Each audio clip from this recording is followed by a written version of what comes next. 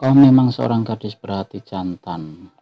Kupuji keberanianmu, tapi kau pergi dalam keadaan ayahmu masih sakit begitu rupa. Ibu bisa merawat ayah sendirian. Lagi pula, lukanya tidak berat. Soalnya bukan adanya ibumu atau luka ayahmu yang tidak berat itu. Tapi apa kau lupa bahwa walau bagaimanapun, ilmu kepandaianmu tak sebanding dengan gempar bumi. Sekali kau mencarinya, bukan itu saja yang sengaja mengantarkan diri. Apalagi seminggu di muka, ayahmu akan meresmikan perguruan kejora. Kau tentu sangat dibutuhkan. Tapi Wiro tertawa dan melangkah ke hadapan gadis itu. Kembalilah pulang. Tapi apakah kau tidak akan kembali lagi? Maksudku, tidak akan mampir lagi ke rumah. Wiro kembali tertawa. Tentu aku akan mampir lagi, sahut Wiro. Dia maklum akan perasaan gadis ini, dan gadis yang diamuk perasaan seperti Mayang bukan baru sekali ini ditemui oleh Wiro. Soalnya apakah dia bersedia melayani dan menurutkan kata hatinya? Diam-diam Wiro Sableng ingat pada Permani. Aku berjanji akan kembali, kata Wiro, meyakinkan Mayang. Tapi darah itu tak beranjak dari hadapannya. Wiro mengeluh dalam hati. Kalau lama-lama berdiri berhadapan seperti ini, bisa celaka, pikirnya. Ditepuknya bahu Mayang seraya berkata, pulanglah. Di lain hari aku akan mampir menyambangimu. Habis berkata begitu, Wiro berkelebat dan lenyap dari hadapan Mayang. Sang dara hela nafas panjang. Gemuruh hatinya kini berubah menjadi satu kekecewaan. Namun juga satu harapan. Mulutnya terkatup rapat-rapat. Sehingga kedua rahangnya menonjol dan pelipisnya menggembung. Sepasang matanya memandang menyorot tak berkedip ke bawah bukit kecil, ke arah sebuah kampung yang kini hanya tinggal musnahnya saja. Beberapa reruntuhan rumah-rumah yang telah jadi debu. Jelas dilihatnya mayat-mayat bergelimpangan di sana sini, mayat-mayat manusia dan binatang-binatang yang mati tertambus hidup-hidup di dalam api. Dan yang paling menusuk matanya ialah mayat anak-anak yang menemui kematian mereka secara mengenaskan dalam pelukan ibu mereka. Tak ada lagi tanda-tanda kehidupan dalam landasan kemusnahan itu. Kemusnahan yang telah dilakukan oleh manusia-manusia jahat tanpa rasa belas kasihan sama sekali. Wiro Sableng ingat akan kampung-kampung yang dimusnahkan Dewi Siluman di Pulau Madura. Siapa manusia-manusia keparat yang membuat kebiadaban begini rupa? Tanya Wiro Sableng pada dirinya sendiri. Untuk menjawab pertanyaan itu, Wiro segera menuruni bukit dan memasuki kampung yang telah musnah itu.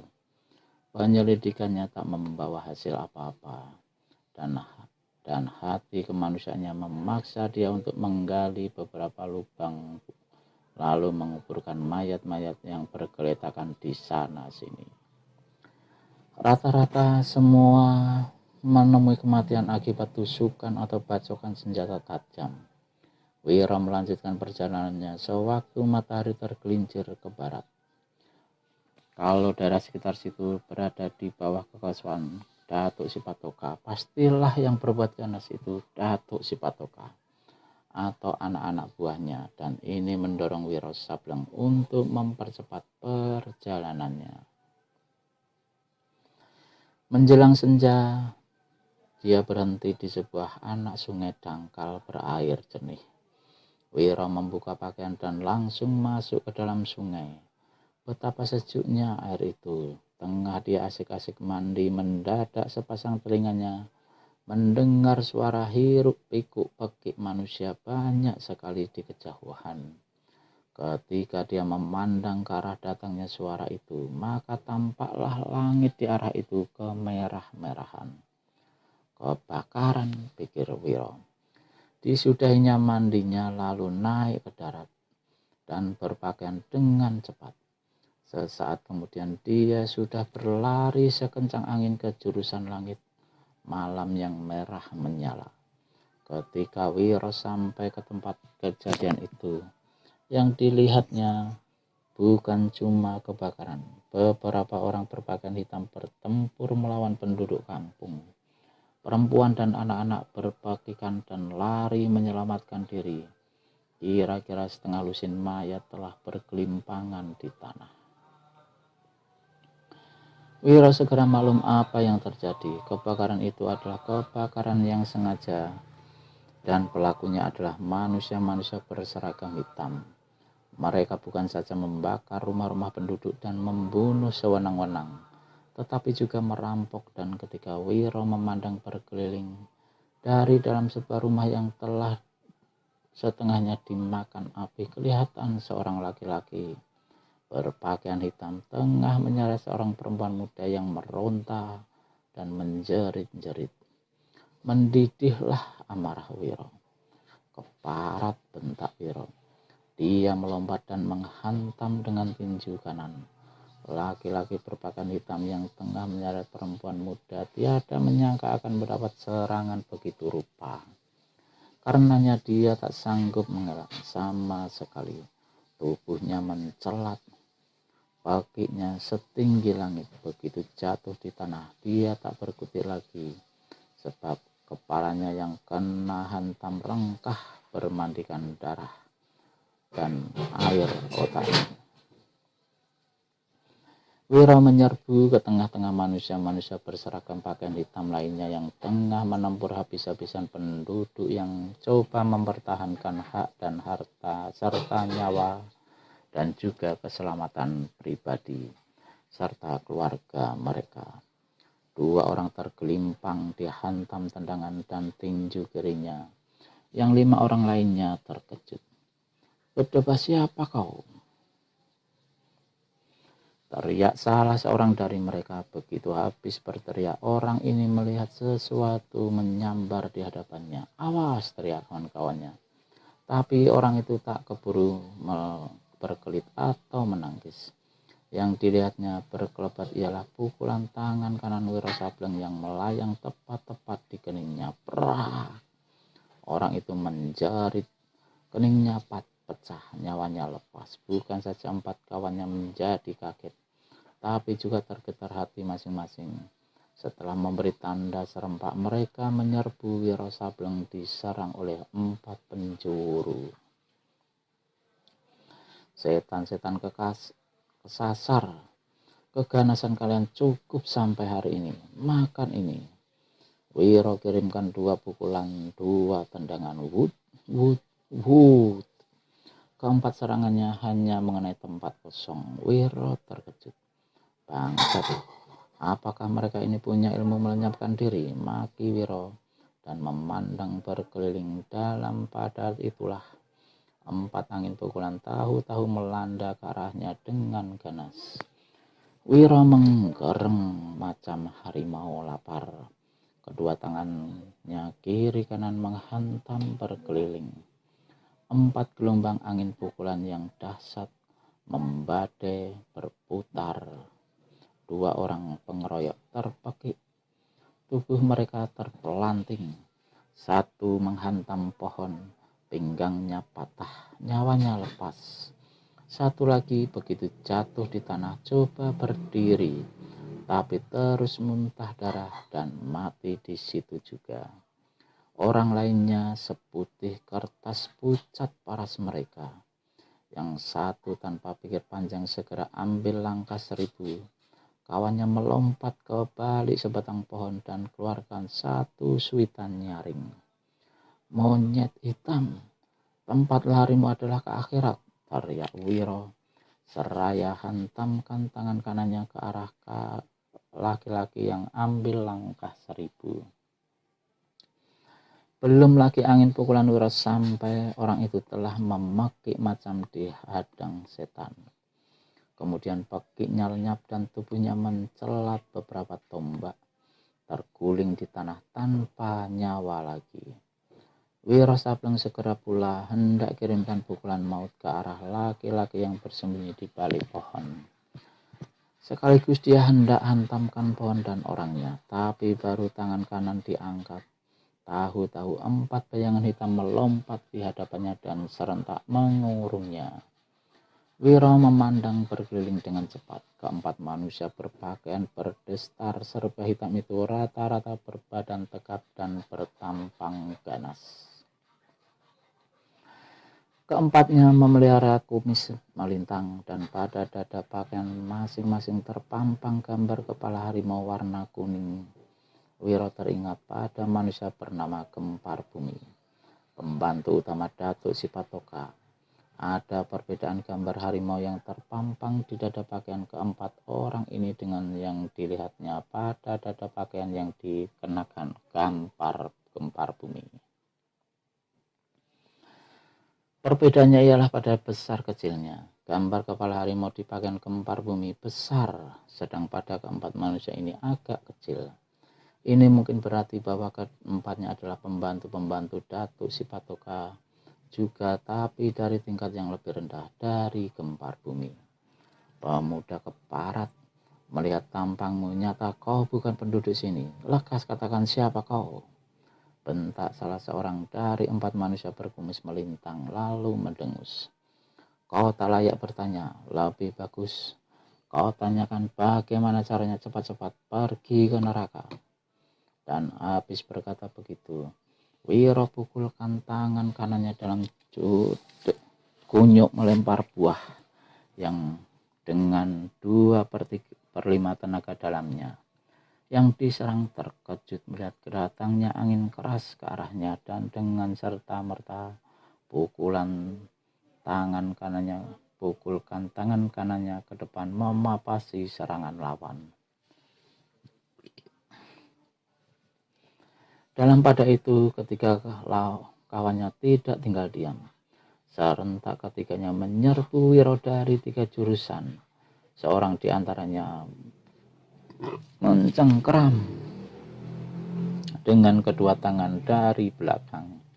Sekali melihat bagaimana pukulan kunyuk melempar buahnya sanggup dipapasi lawan dan melihat pula gerakan 3 orang lainnya dalam melancarkan serangan itu, Wiro segera maklum bahwa keempatnya berkepandaian tinggi yang tak bisa dianggap remeh. Kalau dinilainya masing-masing setiap 2 manusia yang mengeroyoknya itu sebanding dengan kepandaian Gempar Bumi. Dengan kata lain, saat itu dia menghadapi 2 lawan berkepandaian tinggi Gempar Bumi. Pertempuran hebat berkecamuk. Wiro andalkan ilmu meringankan tubuhnya untuk mengelit serangan-serangan lawan yang sangat ganas dan bertubi-tubi. Tubuhnya merupakan bayangan-bayangan putih yang coba didesak oleh keempat manusia berpakaian hitam-hitam itu. Karena telah pernah bertempur melawan Gempar Bumi, maka sedikit banyak Wiro mengerti gerakan-gerakan lawan, dan ini banyak menolongnya meski pada 4 jurus pertamanya dia kena didesak. Namun jurus-jurus selanjutnya dia mulai berada di atas angin. Serangan-serangannya membuat 4 pengeroyok mundur terus-terusan. Dan dalam jurus ke-8, salah seorang dari mereka terjungkal keluar kalangan pertempuran dengan tulang dada dan beberapa tulang iga ringsek dilanda tendangan kaki kanan Wiro Sableng.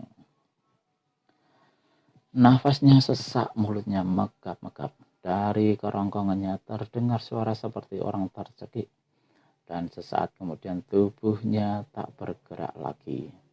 Kematian seorang kawan mereka membuat 3 manusia baju hitam lainnya menjadi tergetar. Apalagi sesudah dalam jurus-jurus selanjutnya, mereka dipaksa bertahan mati-matian dalam desakan hebat serangan berantai Wiro. Salah seorang berseru memberi tanda. Wiro menyangka mereka hendak melarikan diri, maka dia siapkan pukulan jarak jauh untuk melabrak ketiganya bila mereka benar-benar hendak kabur. Tapi dugaannya meleset ketika anak buah Datuk Sipatoka itu dalam gerakan yang aneh, yaitu melompat-lompat macam katak menyerbunya dari 3 jurusan. Wiro pukulkan 2 tangannya berkeliling. Mereka membuat 1 lompatan lagi. Ketika lawan gerakkan kedua kaki dan dalam keadaan tubuh melayang di udara, mereka membuat lompatan-lompatan. Begitu Wiro hendak menghantam ke atas, ketiganya tahu-tahu sudah melesat ke bawah, dan entah kapan mereka menggerakkan tangan mereka. Tahu-tahu 3 bilah keris hitam menderu ke arahnya. Satu menusuk ke kepala, yang 2 lainnya membabat dari jurusan yang berlawanan. Wiro terkesiap kaget melihat serangan yang hebat ini.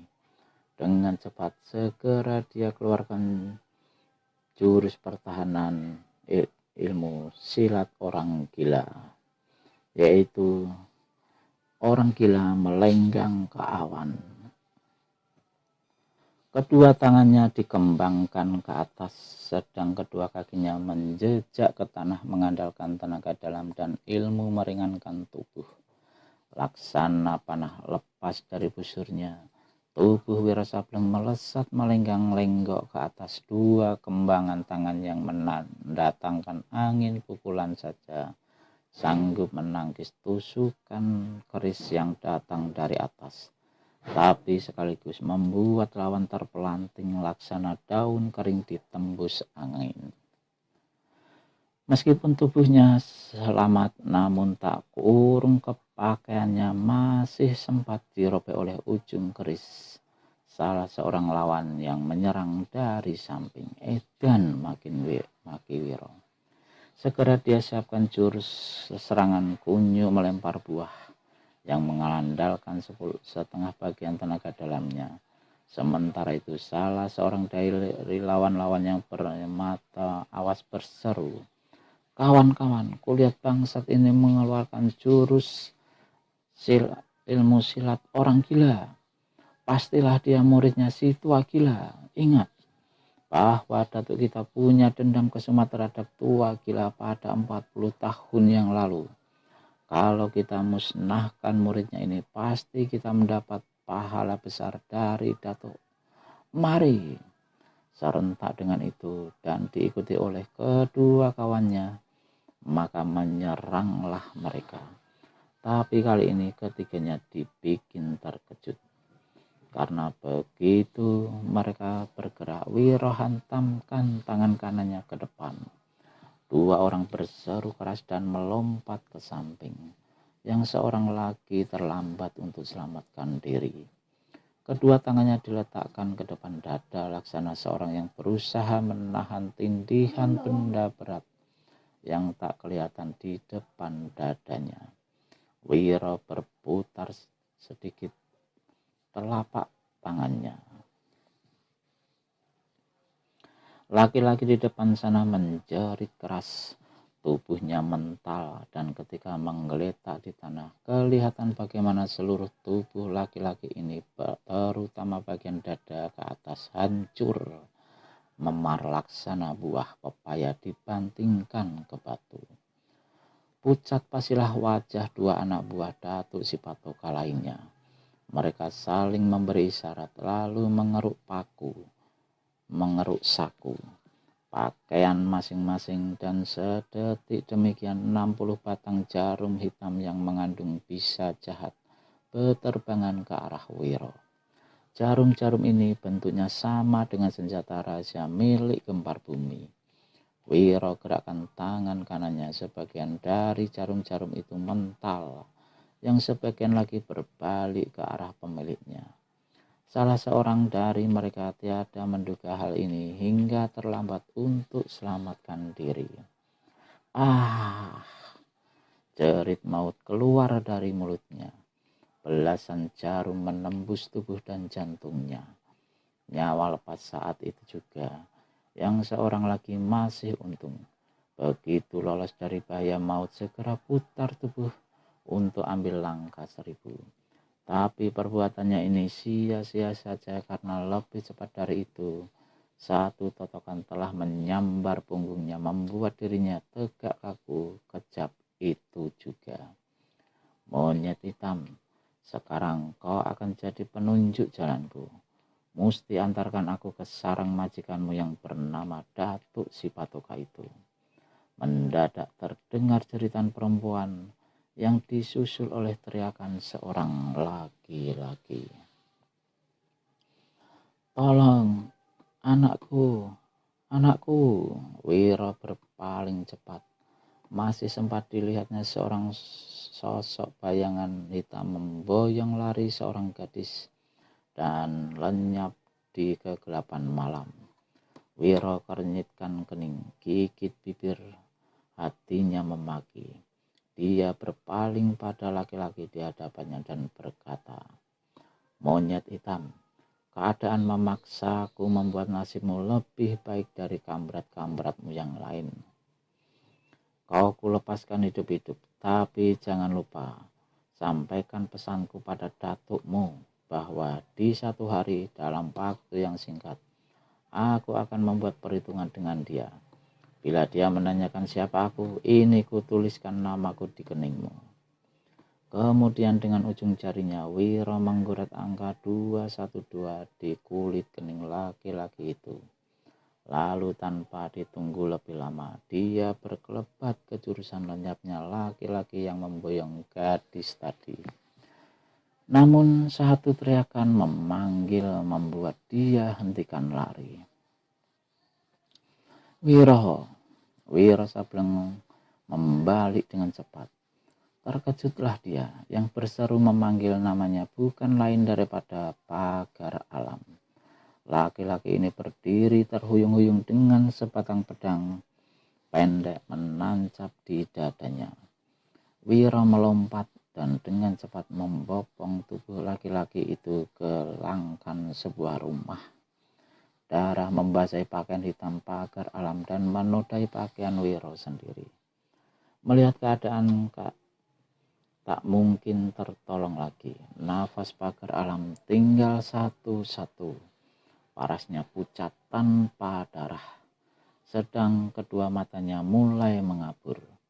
"Bagaimana kau bisa sampai di sini, Bapak?" tanya Wiro. Kemudian Wiro mengutuki dirinya sendiri. Dalam keadaan begitu, masakan diajukan pertanyaan demikian rupa. "Wiro, tolonglah selamatkan anakku. Mayang dilarikan oleh Gempar Bumi." "Berdebah itu lagi," desis Wiro dengan geram bergemelatukan. Kejar dia, Wiro." "Tapi kau sendiri, Pak." Pagar Alam kumpulkan sisa-sisa tenaganya yang ada untuk dapat membuka mulut dan mengeluarkan suara. "Diriku tak usah kau pikirkan, nak. Tak ada harapan. Yang perlu mayang, nasib dan dirinya kuserahkan padamu. Kuharap kalian..." Pagar Alam tak dapat meneruskan kata-katanya. Kepalanya terkulai, kedua matanya terbalik dan nafasnya lepas meninggalkan tubuh.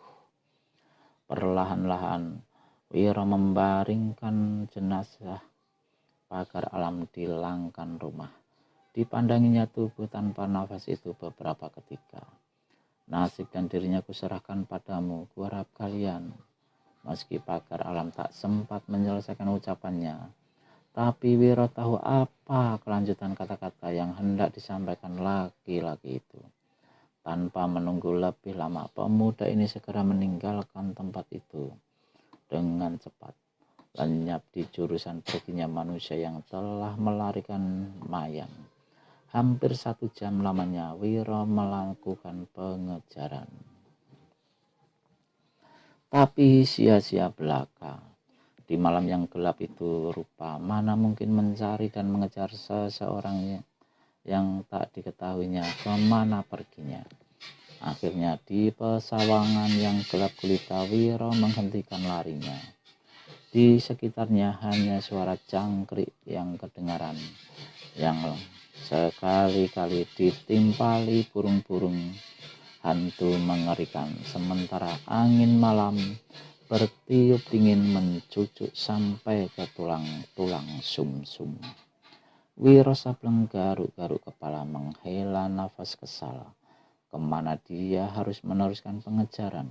Jika menunggu sampai siang, pasti Mayang sudah tertimpa celaka, dan tak ada artinya menyelamatkan darah itu.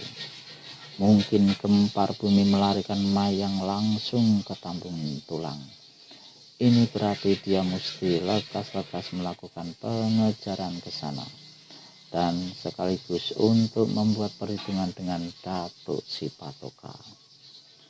Tapi bagaimana kalau gempar bumi tidak membawa gadis itu ke sana dan merusak kehormatan Mayang di tengah jalan? Wiro banting-banting kaki karena gemas karena tak bisa berbuat apa-apa. Sedangkan dia tahu gadis itu pasti akan mendapat celaka malam ini juga. Dirusak kehormatannya oleh gempar bumi. Dan apalagi yang lebih berharga bagi seorang gadis kalau bukan kehormatannya. Wiro Sableng memandang ke langit. Di atasnya yang hitam gelap, tak ada bulan, tak ada satu bintang pun yang kelihatan. Dan tubuh pemuda ini bergetar bila dia membayangkan apa yang bakal dilakukan oleh gempar bumi terhadap Mayang. Atau apakah kebejatan itu telah dilakukannya di saat ini. Kalau betul-betul itu dilakukannya, akan kupatahkan batang lehernya. Akan kupatahkan, kata Wiro dengan hati menggeram.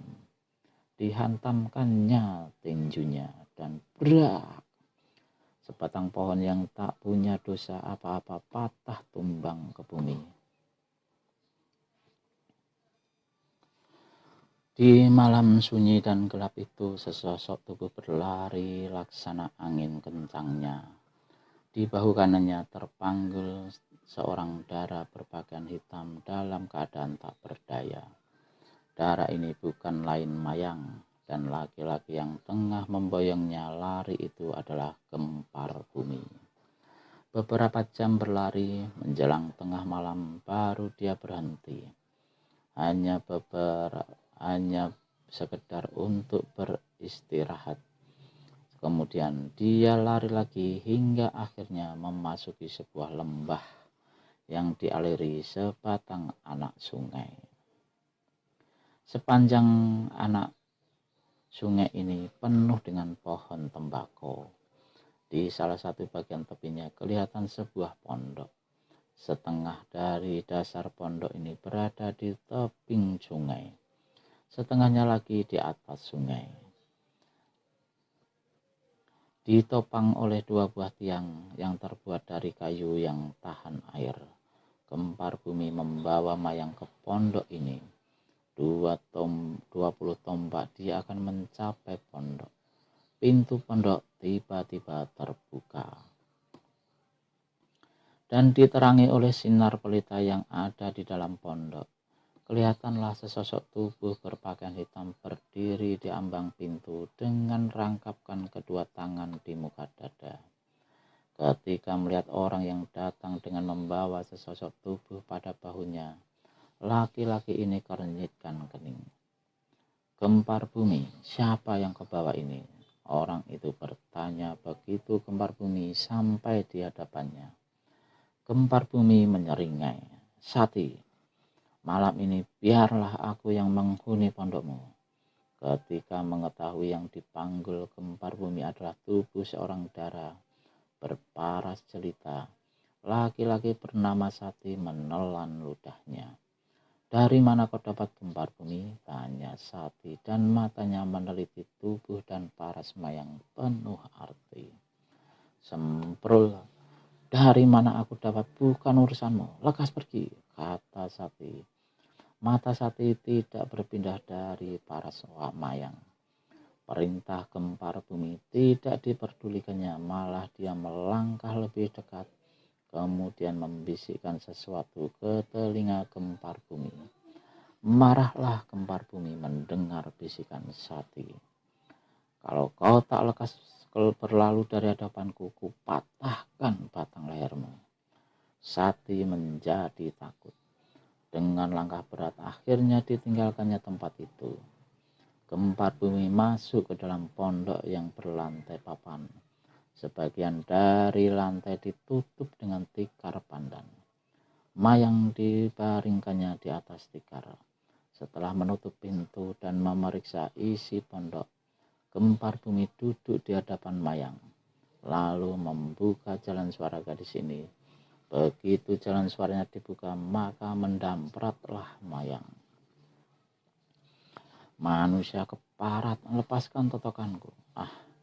Kau masih saja bersikap galak, kata gempar bumi. Berdebah, lepaskan totokanku. Kalau kau masih keras kepala, terpaksa ku totok jalan suaramu kembali. Mengancam gempar bumi dan diulurkannya tangan kanannya. Jangan sentuh, teriak Mayang. Gempar bumi ganda tertawa. Dibelanya pipi gadis itu. Mayang memaki habis-habisan sampai suaranya serak. Dengar Mayang, kalau kau mau bersikap lunak, aku akan kawini kau secara baik-baik. Tapi siapa sudi kawin dengan manusia anjing macammu? Potong Mayang. Tapi kalau kau berkeras kepala macam ini, jangan menyesal akan kuperlakukan secara kasar. Manusia anjing, lebih bagus kau bunuh aku secepatnya saat ini juga. Apakah kau tidak takut mati? Lebih baik mati daripada jadi korban kebejatanmu. Gempar bumi tertawa mengekeh. Mati muda adalah mati yang paling rugi. Kalau kau inginkan mati, biarlah nanti, terserah pada putusan Tuhan. Yang penting kau harus hidup dulu bersama-samaku. Kau akan merasakan betapa indahnya hidup itu nanti. Betapa nikmatnya, betapa. Tutup mulutmu, berdebah. Bila kau menyentuh tubuhku, lalu membiarkan aku hidup, niscaya sampai ke lautan, api pun akan ku cari kau. Akan ku penggal batang lehermu. Gempar bumi tertawa gelak-gelak. Kurasa nanti itu kau mencariku bukan untuk membunuh, tapi untuk mengajak kembali menikmati segala keindahan hidup itu. Keparat, kalau aku betul-betul panjang umur, akan ku pancung lehermu, akan ku cincang seluruh tubuhmu sampai lumat. Ilmu silatmu, ilmu silat kampungan, ejek gempar bumi. Menghadapiku beberapa jurus saja sudah tak sanggup. Bagaimana mungkin kau hendak mencincangku? Kalau tidak aku, ada orang lain yang akan melenyapkanmu dari muka bumi ini. Siapa kira-kira orangnya? Tanya gempar bumi sambil puntir-puntir ujung kumisnya yang tebal melintang. Guruku, gurumu? Gempar bumi tertawa membahak. Perempuan tua yang bernama Inyak Nini itu, kepandaiannya cuma 5-6 kali saja lebih tinggi dari kau. Dalam 10 jurus mungkin kurang pasti sudah jadi mayat. Dia kalau berani berhadapan denganku. Mayang mendengus. Kalaupun guruku kalah, masih banyak orang yang sakti, berilmu tinggi, yang sewaktu-waktu sanggup membunuhmu, juga melabrak majikanmu yang bernama Datuk Sipatoka itu. Begitu, aku ingin tahu siapa saja orang-orang sakti itu, ujar gempar bumi. Di antaranya pemuda berambut gondrong yang memperjudangimu tempo hari, sahut Mayang. Berubahlah paras gempar bumi. Dia memang tak pernah melupakan pemuda itu selama menjadi pembantu utama Datuk Sipatoka yang ditakuti di delapan penjuru angin Pulau Andalas. Belum pernah dia menghadapi lawan yang setangguh itu, bahkan memaksa dia untuk mengundurkan diri dengan muka tebal karena malu. Kalau cuma bangsat muda itu, siapa takut? Tempo hari aku sengaja menghentikan pertempuran karena ada urusan yang lebih penting. Kalau diteruskan niscaya tidak kuampuni jiwanya. Justru pemuda itu yang masih memberi kelonggaran padamu untuk ambil langkah 1000. Gempar bumi menggeram dalam hati. Tiba-tiba tangannya diulurkan kembali dan kali ini dengan cepat menyelusup ke balik baju hitam yang dikenakan Mayang. Gadis ini berteriak dan memaki. Sebaliknya dengan seringan nafsu yang mengembang kempiskan cuping hidungnya, jari-jari tangan gempar bumi menggila di atas dada sang dara. Bagaimana Mayang dan ayahnya sampai di kampung yang tengah dimusnahkan,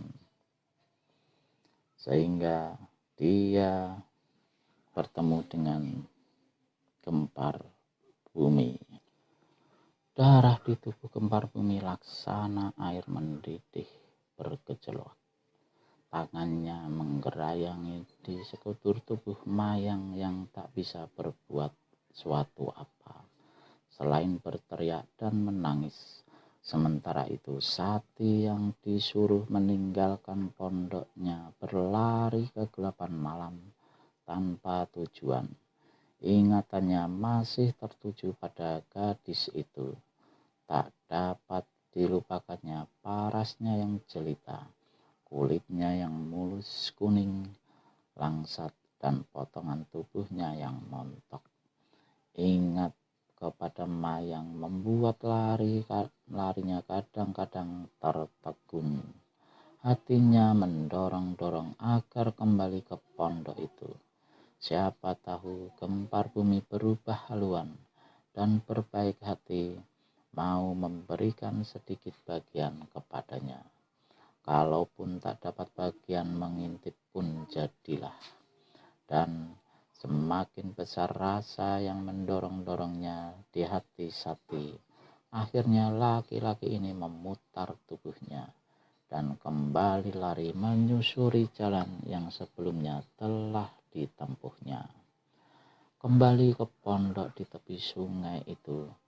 Ketika sampai di pondok itu, segera Sati mencari sebuah lubang tempat mengintip dengan hati-hati sekali. Sekujur tubuhnya menggigil, lututnya goyah, darahnya memanas dan seperti menyungsang mengalirnya ketika dari lubang di dinding pondok dia menyaksikan pemandangan yang terpampang di depan matanya di bawah penerangan pelita. Gadis itu terhampar di atas tikar menangis serak. Sebagian tubuhnya yang tak kelihatan tertutup oleh tubuh gempar bumi yang mandi keringat. Dan keduanya tanpa selembar pakaian pun berkali-kali Sati meneguk ludahnya. Seperti hendak diterjangnya saja dinding pondok di hadapannya dan menerobos masuk ke dalam menggulung tubuh gadis itu. Tentu dia sudah tidak gadis lagi, desis Sati. Keparat si gempar bumi ini. Mendadak gempar bumi menghentikan segala gerak yang dibuatnya. Dia membalik dengan cepat. Sepasang matanya memandang liar berkeliling dan tiba-tiba tangan kanannya dipukulkan ke dinding pondok sebelah kanan. Brak! Dinding itu berlubang besar. Di luar pondok seorang terdengar berteriak. Keterlaluan kau kembar bumi, kawan sendiri diserang. Sati keparat, kau berani kembali dan mengintip, kau akan ku terima hukuman berat dariku. Teriak kempar bumi marah sekali. Dengan cepat dia mengenakan pakaian hitamnya, lalu melompat ke pintu. Namun sebelum pintu itu sempat dibukanya, di atasnya terdengar suara sesuatu yang ambruk. Dan ketika kempar bumi memandang ke atap pondok, sesosok tubuh melayang turun dan satu sinar putih berkiblat melanda ke arahnya. Terkejut, kempar bumi bukan alang kepalang. Di hadapannya berdiri seorang perempuan tua renta berpakaian putih. Tubuhnya sangat bongkok, sedang di tangan kanannya tergenggam sebilah pedang yang terbuat dari perak dan berkilauan ditimpa sinar pelita. Begitu melihat perempuan ini, Mayang berseru, "Guru!" Si perempuan tua lemparkan sebuah mantel untuk menutupi tubuh Mayang. Mendengar seruan Mayang tadi, kempar bumi maklum kini bahwa perempuan tua di hadapannya bukan lainlah adalah Inyak Nini, guru gadis yang barusan saja dirusak kehormatannya. Nama Inyak Nini sudah sering didengarnya, tapi baru kali ini dia berhadapan. Tak bisa dia menduga sampai di mana kehebatan perempuan ini. Walau sebelumnya di hadapan Mayang, dia telah menganggap Inyak Nini seorang lawan enteng yang bisa dirobohkannya di bawah 10 jurus. Manusia bejat, suara Inyak Nini bergetar. Kau harus bayar dengan kau punya jiwa atas perbuatan yang telah kau lakukan terhadap muridku. Kempar bumi tertawa sedingin angin malam. Apa kau masih belum tahu berhadapan dengan siapa? Nenek-nenek bongkok. Inyak Nini meludah ke lantai ludah. Ke lantai ludahnya merah karena susur yang senantiasa menyumpal di mulutnya.